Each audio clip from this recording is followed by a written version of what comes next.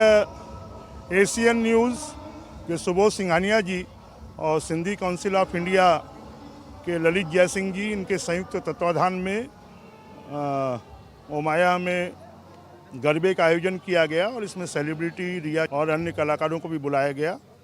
माता की भक्ति में इतनी शक्ति है कि सबको गरबा करने के लिए इतनी ताकत देती है कि 3-3, 4-4 घंटे भी लोग नाचते हैं तो थकते नहीं हैं।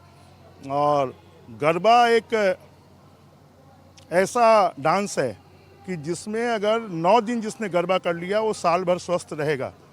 मेरी बहुत बहुत एशियन न्यूज़ को और सिंधी काउंसिल ऑफ इंडिया को बहुत बहुत शुभकामनाएं और बधाई।